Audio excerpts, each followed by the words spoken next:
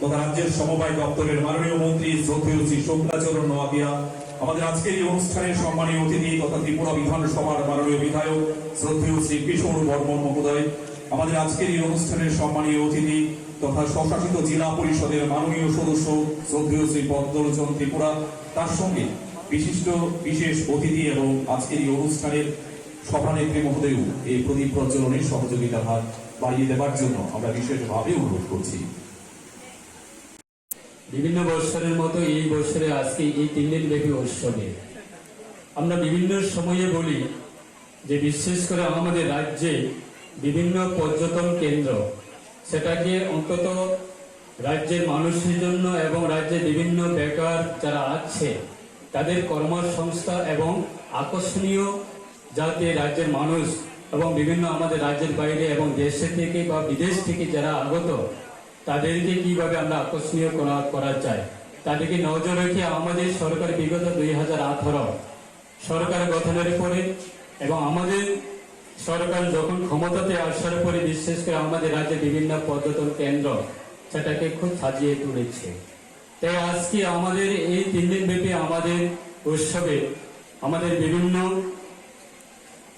যারা বিভিন্ন এলাকা থেকে আসবে এবং বিভিন্ন সময়ের মতো বিভিন্ন বৎসরের মতো এই বৎসরে আনন্দ ভোগ করবে।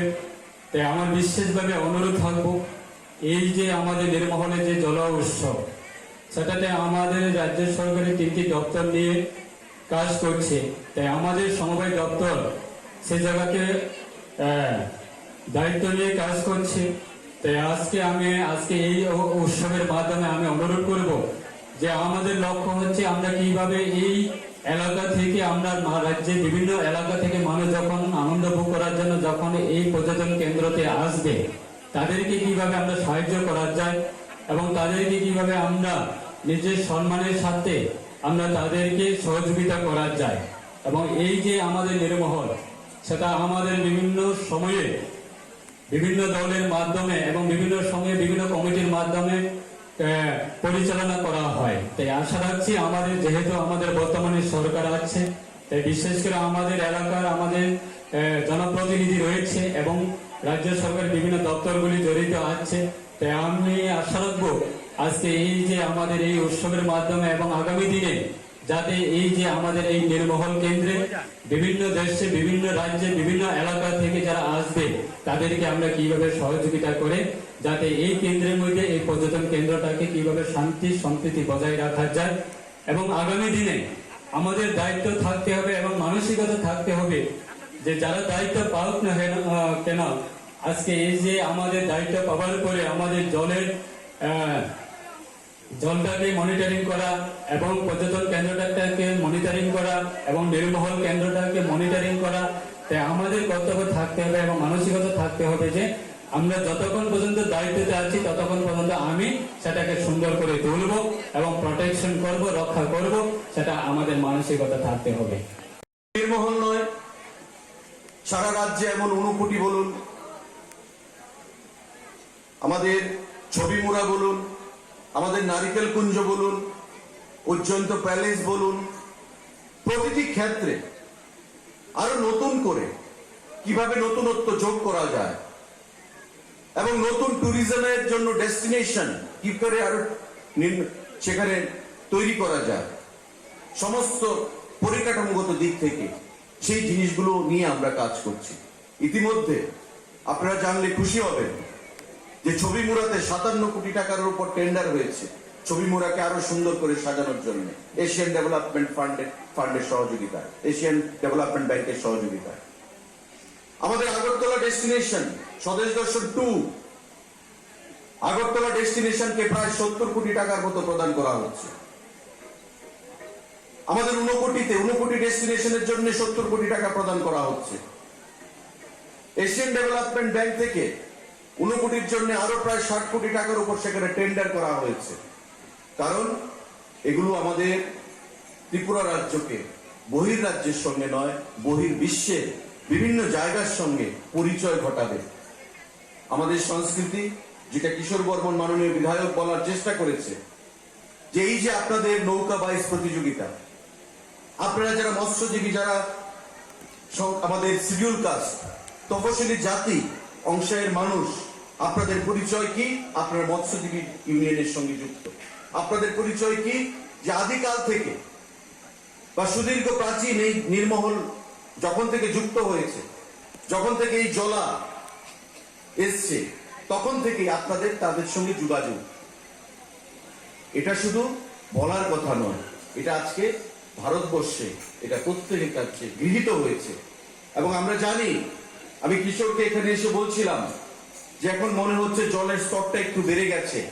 বলছে যে আমরা বাঁধ দিয়ে রেখেছি, আটকে রেখেছি এই প্রতিযোগিতার জন্য, এতে করে আমাদের অনেক মানুষের ক্ষতি হচ্ছে, আমরা উপলব্ধি করতে পারছি। কিন্তু যেহেতু এটা আমাদের একটা ঐতিহ্যবাহী সুপ্রাচীন পুরানো একটা আমাদের পদ্ধতি বা একটা আমাদের কর্মকাণ্ড, সেটাকে আমাদের সামনের দিকে এগিয়ে নিয়ে যেতে হবে। এই কর্মসূচির পর আমরা জল ছেড়ে দেব, যাতে করে জলের জন্য যাদের অসুবিধা হচ্ছে সেই ভাইদের বন্ধুদের যাতে আগামী দিনে আরো অসুবিধার সম্মুখীনকে নিয়ে বিশ্বের দরবারে আমি প্রচার করব, যাতে ক্ষুদ্র ছোট্ট রাজ্য ত্রিপুরা, পার্বতী ত্রিপুরা যে ট্যুরিজমের যে ক্ষেত্রগুলো রয়েছে সেগুলো আমরা বিশ্বের দরবারে তুলে ধরতে পারি। তাই আমাদের পর্যটন দপ্তর বিভিন্ন দিক থেকে এই ট্যুরিজমকে সামনের দিকে এগিয়ে নিয়ে যাওয়ার জন্য আমরা বদ্ধপরিকর। আমি আপনাদের প্রত্যেকের কাছে আহ্বান জানাবো যে সরকারের দায়িত্ব পরিকাঠামো তৈরি করে দেওয়া, অর্থ খরচ করা, কিন্তু এগুলো রক্ষণাবেক্ষণের দায়িত্ব আপনাদের। আমাদের মানসিকতার পরিবর্তন করতে হবে। কিছুদিন আগে সুধামূর্তি এসেছিলেন। সুধামূর্তি আপনারা নিশ্চয়ই জানেন, নতুন বলার কিছু নেই। যে ইনোসিসের যিনি পদার চেয়ারম্যান নারায়ণমূর্তির ধর্মপত্নী সুধামূর্তি এবং ব্রিটিশ প্রধানমন্ত্রী ঋষি সোমনাথ ওনার শাশুড়ি মা। সুধামূর্তি এসে উনি বলে গেছেন খুব সুন্দর ওয়াটার প্যালেস, ত্রিপুরা ট্যুরিজমকে আরো উন্নত করতে হবে, সমস্ত কিছু বলে গেছে। আরেকটু পরিষ্কার পরিচ্ছন্নতা বজায় রাখতে হবে, কারণ বাইরে থেকে পর্যটক সেগুলোর পরিকাঠামোগত উন্নয়ন করে বিভিন্ন সুযোগ সুবিধা এগুলোকে বৃদ্ধি করে নতুন পর্যটন ক্ষেত্র তৈরি করে এই রাজ্যে পর্যটকদেরকে আকৃষ্ট করার জন্য শুধু ভারত থেকে নয়, বিশ্বের বিভিন্ন প্রান্ত থেকে, যাতে করে পর্যটনের ক্ষেত্রে আমরা ছোট্ট রাজ্য হলেও আমরা অন্য রাজ্যকে দিশা দেখাতে পারি। এবং তার জন্য আমাদের ক্ষুদ্র প্রয়াস, সেটাকে সামনের দিকে এগিয়ে নিয়ে যাওয়ার জন্য একটা ব্র্যান্ড অ্যাম্বাসেডর প্রয়োজন, যে ত্রিপুরা রাজ্যের পর্যটনকে নিয়ে বিশ্বের দরবারে তুলে ধরতে চাইবে, একটা পরিচিত মুখ বিশ্ববাসীর কাছে। ভারতীয় ক্রিকেট দলের প্রাক্তন অধিনায়ক তথা আমাদের বাঙালি যিনি গর্ব, সৌরভ গাঙ্গুলিকে আমরা সেখানে ঠিক করেছি, অ্যাপয়েন্টমেন্ট দিয়েছি রাজ্য সরকারের ট্যুরিজমের ব্র্যান্ড অ্যাম্বাসেডর হিসেবে। এখানে ডাইরেক্টর সাহেব আমাকে বলছিলেন আসার পর, গত পরশুদিনও সৌরভ গাঙ্গুলির সঙ্গে আমার ফোনে বার্তালাপ হয়েছে, কথা হয়েছে অনেকক্ষণ। আগামী 7 থেকে 10 দিনের মধ্যে উনি ত্রিপুরায় আসবেন এবং এসে প্রথম কাজ ওনার যেটা ব্র্যান্ড অ্যাম্বাসেডর হিসেবে করার, সেই কাজটা উনি করবেন।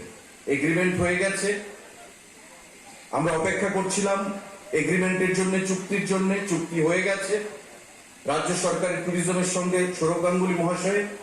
আগামী কিছুদিনের মধ্যেই, 5-7-10 দিনের মধ্যেই, পুজোর আগে উনি ত্রিপুরায় এসে ওনার কাজ করবেন। আমার আগে যারা বক্তারা বক্তব্য রাখছিলেন, চেয়ারে বসে আমি দেখছিলাম এবং শুনছিলাম। পাশাপাশি যারা দর্শকের আসনে বসে আছেন চেয়ারের মধ্যে, তাদেরকেও লক্ষ্য করছিলাম। বিশেষ করে মহিলাদের মধ্যে একটা ছটফটি ভাব লক্ষ্য করছি, যে কখন এই বক্তব্য শেষ হবে আর আমরা আমাদের মনসা মঙ্গল শুরু করব। কি সত্যি বলছি কিনা? কারা কারা ভাবেন যে আমি সত্যি বলেছি, একবার হাত তুলবেন।